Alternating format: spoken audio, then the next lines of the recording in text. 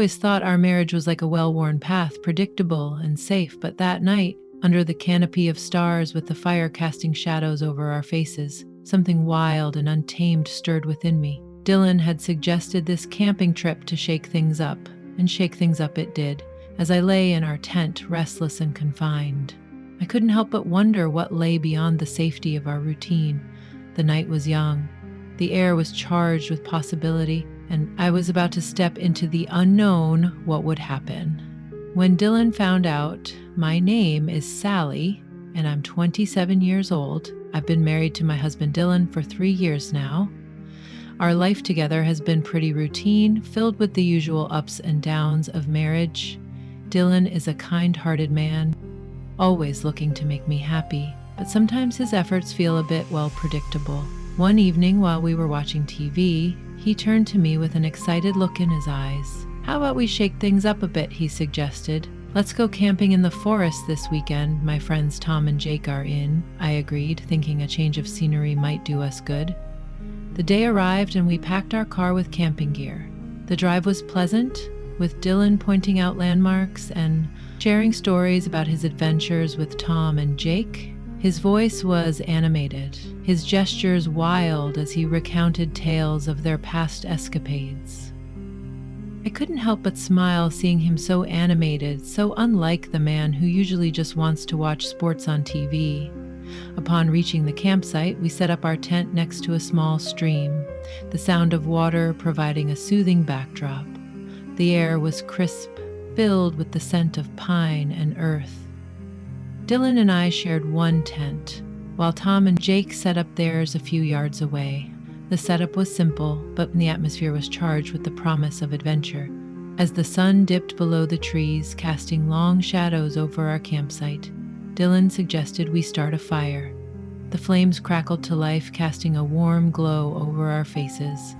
We sat around the fire, the conversation flowing as freely as the stream beside us. The flames crackled to life, casting a warm glow over our faces. We sat around the fire, the conversation flowing as freely as the stream beside us.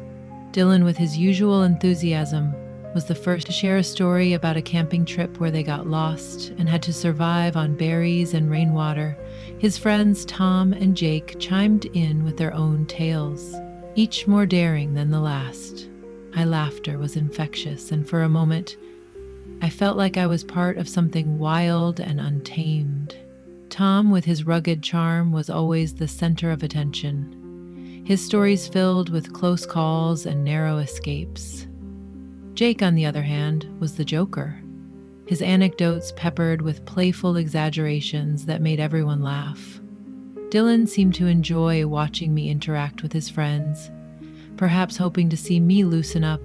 I could see the pride in his eyes as I laughed and engaged, a departure from my usual reserved self. As night fell, the warmth of the fire contrasted with the cool night air, creating a cozy, intimate setting. We roasted marshmallows, the sweet scent mingling with the smoky aroma of the campfire. The stories continued, each one drawing us closer together. The bonds of friendship and shared experiences tightening like the ropes of our tents after dinner. I retired to our tent. He was tired from the day's activities, and soon his breathing deepened into sleep. I lay there listening to the forest sounds, feeling restless. The tent felt too small, too confining. I glanced over at Dylan, his face peaceful in sleep, and then at the open flap of our tent, where I could see the faint glow from without. Unable to shake off my restlessness, I quietly slipped out of our tent. The night was crisp, the stars bright above, casting a serene glow over the campsite. I walked over to Tom and Jake's tent, where I could hear them talking and laughing. They welcomed me with open arms, offering me a seat and a drink. The conversation flowed easily, and soon the atmosphere shifted. What started as innocent fun turned into something more. When Jake playfully suggested a game of truth or dare, the dares escalated quickly, fueled by the alcohol and the thrill of the night before. I knew it. I was caught up in the moment, my judgment, CL, clouded by the excitement and the attention. Tom's hands lingered on my knee, and Jake's eyes held a challenge. I felt a rush, a mix of fear and exhilaration that it happened. I leaned in and kissed Tom and Jake. Not to be outdone, joined in, turning the playful game into something far more intimate. The tent was open, and I knew Dylan could see if he woke up, but in that moment, I didn't care. I was lost in the thrill, the forbidden nature of it all. The air was charged with an electric tension, our breaths mingling in the cool night air. The boundaries of friendship blurred, and for a fleeting second, it felt like we were all part of a secret, wild world where consequences didn't exist. What would Dylan do when he saw this?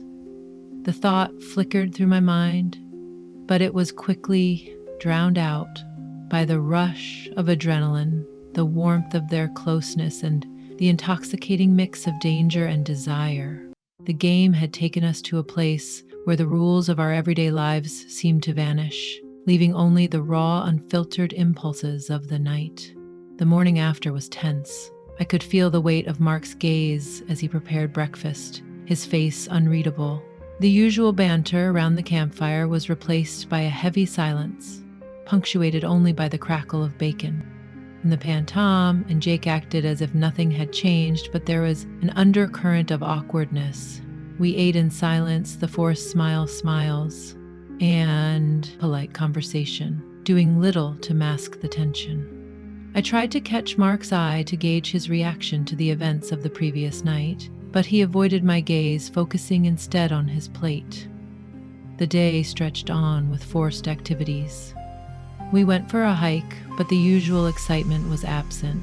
Each of us was trying to pretend everything was normal, but the air was thick with unspoken words as evening approached. Dylan suggested we all go for a walk.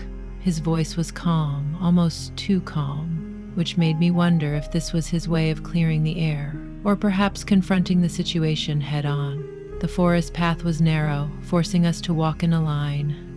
Dylan LED with me behind him, and Tom and Jake following. The crunch of leaves underfoot was the only sound, each step echoing the tension between us. The walk was supposed to be a simple loop around the campsite, but it felt like a journey through our collective guilt and confusion. I could see Mark's shoulders tense, his pace quickening slightly as if he was trying to outrun his thoughts. I wanted to reach out to say something, but the words caught in my throat, tangled with the fear of what might come next. Finally, Dylan stopped at a small clearing overlooking a valley. The sun was setting, casting long shadows and bathing the scene in a golden light that seemed at odds with the storm brewing among us. He turned to face us, his expression unreadable in the fading light. "Last night," he began, his voice steady but low, "changed things. I think we need to talk about it."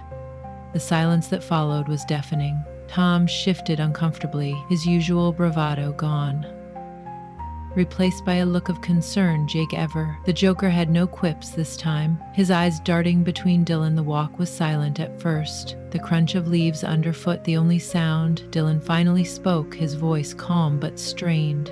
"Sally, we need to talk about last night." His words hung in the air, heavy with implication. I felt a mix of guilt and defiance. Tom and Jake stood back, giving us space, but clearly listening. Dylan continued, "I saw everything. I didn't know how to react then, but now I think we need to figure out what this means for us." His honesty was like a knife cutting through the pretense. I could see the hurt in his eyes, the betrayal.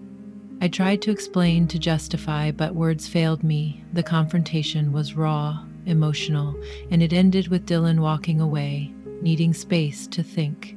Tom and Jake, realizing the gravity of the situation, offered apologies, but the damage was done. Could our marriage survive this betrayal? The silence was deafening as Dylan turned his back to us, his silhouette framed against the setting sun. I watched him go. Each step he took felt like a physical distance growing between us, a chasm that seemed impossible to bridge. Tom's voice broke the quiet, his tone apologetic. "Sally, we didn't mean for it to go that far. It was just..." The moment got away from us. Jake nodded, his usual playful demeanor replaced by a somber expression. "Yeah, we got carried away. We're sorry, really." their words felt, hollow, echoing in the vast emptiness left by Mark's departure. I wanted to scream, to cry, to explain, but all I could manage was a nod, my throat tight with unshed tears. The forest around us seemed to close in, the trees whispering secrets and judgments. I looked at Tom and Jake, their faces a mix of regret and concern. They were Mark's friends, but in that moment they felt like strangers. A compli to a night that had spiraled out of control. I need to talk to him, I finally said, my voice barely above a whisper. I need to make this right, Tom and Jake. Jake exchanged looks, then stepped back, giving me space. I walked after Dylan, determined to talk things through and find a way to make amends. The next morning, the campsite was eerily quiet.